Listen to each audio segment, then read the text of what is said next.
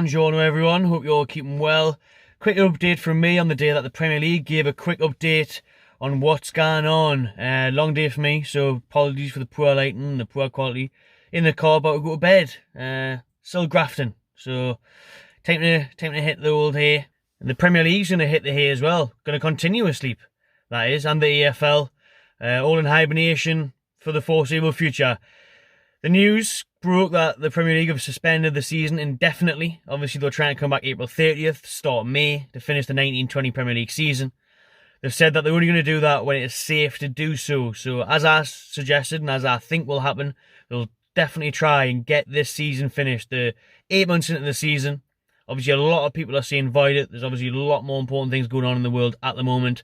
But the Premier League and the English Football League, unlike the Belgian League, like the other day, who just gifted the title to Bruges and cancelled that league. I don't think there's many games left in that, though. They've got that mad playoff system, and Bruges are 15 points clear. I'm sure a lot of Liverpool fans are probably hoping for the same type of announcement today, but they'll win the league anyways when it comes back. It does look like they are going to try and play it. Who knows at this rate? They've said that the Premier League are in touch with the government, they're in touch with everyone, WHO, the World Health Organization, to try and come up with a solution, try and get a date.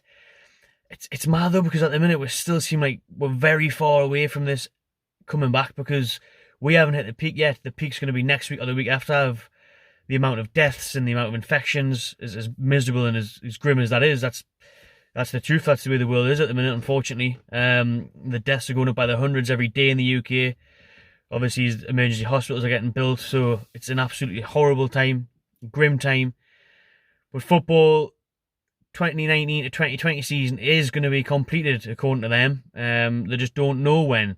Like I said, when this was all grip breaking, but they'd probably play it across July, August, like they would of the Euros.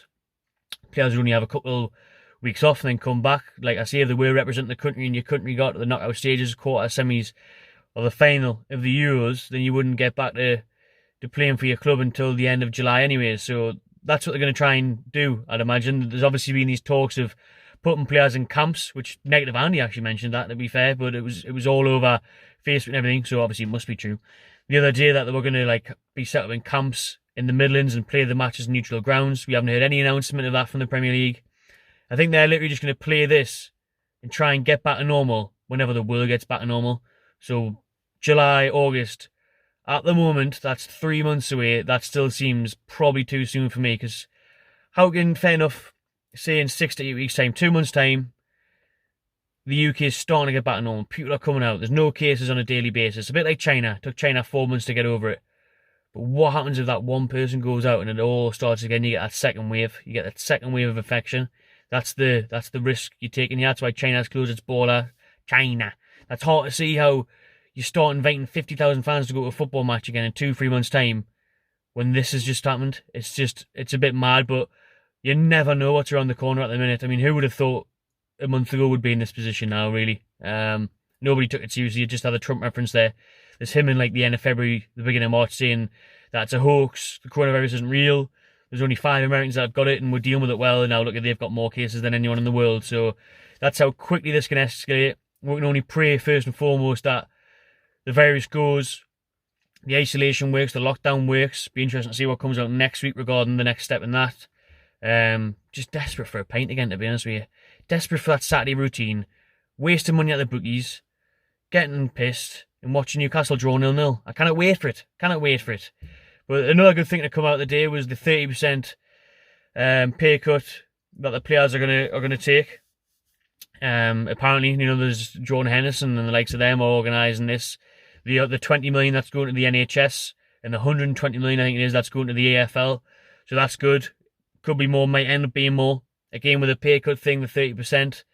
30% of a player's wage. I mean, a normal player, Jordan Henderson, what the hell is he on these days? 200 grand probably? 200 grand, 180 grand. So a 30% of him isn't much, but that's not the thing. I mean, 30% of a player's wage is a lot of help with the NHS and everything else. So that's great to see. Like I say, it may go up, may not, but at least they're getting in the right steps, because obviously the government have came out and said they need to play their part. So that was positive news. And the positive news is that I think we should finish the season. I do. It's just hard because of the, obviously, everything, the knock-on effect, the domino effect. The best case scenario of what we're hoping for is obviously we can't play the games over July, August. Imagine how Unreal that would be. St James's Park in the sun.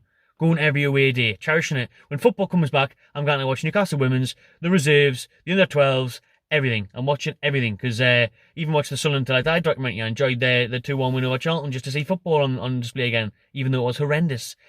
Time to go to sleep. Weekend off, lovely stuff, doing absolutely nothing. I think we'll do more Sunderland Till I Die videos tomorrow. We might binge watch them. Let us know, shall I go live? Or should I just... I thought the edit looked good the other night, getting good feedback from it, so I might just do it that way again. But we'll try and get through a few episodes this time.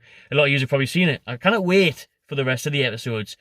Let us know your thoughts on what's happened with the Premier League today. Their announcement that the season has been suspended indefinitely, and they are looking to finish the 1920 campaign when they can. And obviously the donation to the NHS and the players taking their pay cuts. Cheers for watching. Subscribe to my Paycut channel TV. Stay home, stay safe, and enjoy yourself. Take care of yourself.